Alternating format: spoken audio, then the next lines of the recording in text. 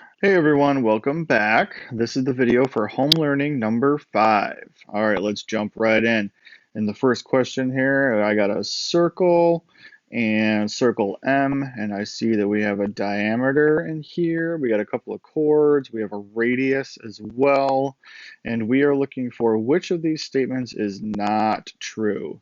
So I think the best course of action is to just go through each option one by one. Now in number 1, it says triangle ABC.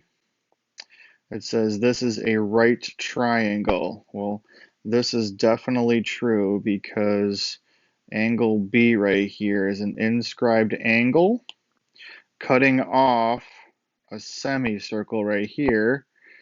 So that's always a 90-degree angle. So this one is true, so that one's out. All right. Number 2 says triangle ABM is an isosceles triangle. Well, this is also true because we know that BM is a radius and AM over here is also a radius because that's part of the diameter. So that is true. So number 2 is out. And thirdly, we have arc BC. This guy right here is equal to the measure of angle BMC. Well, that is true because BMC is a central angle because M is the center of the circle, and we know the relationship is that this angle is equal to the arc that it intercepts.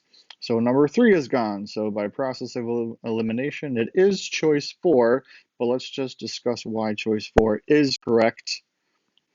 Choice 4 is the correct answer. It is not a true statement because arc AB, it says, is equal to half of the angle of ACB. Well, that's the exact opposite of what we know to be true.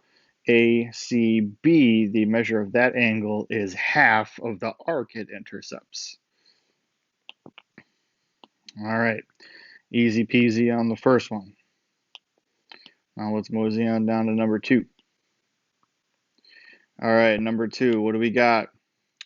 We have, looks like parallel lines. Yes, we do have parallel lines. FAD is parallel to EHC, and it looks like it is cut by a transversal ABH right here. Now let's write in our givens. We are given that FAB is 48 degrees. We're also given that ECB is 18.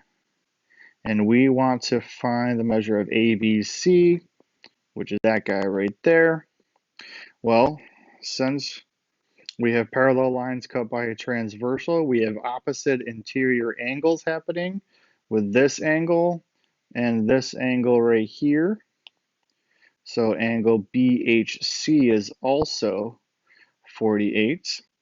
Now at this point, I can go straight to my angle of X just by utilizing the exterior angle triangular theorem, which says that angle X, an exterior angle, is equal to the sum of the two remote angles inside the triangle.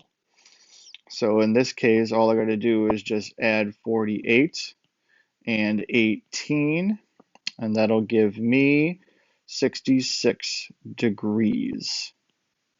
Now, the other way you could do it is, of course, you can always do triangle sum theorem to get angle HBC, and then you will get the same answer by utilizing that HBC is a linear pair with angle X. So you just subtract that number from 180 and you'll get the same answer. All right, I hope this helped. And as always, be safe and be well. See you next time, guys.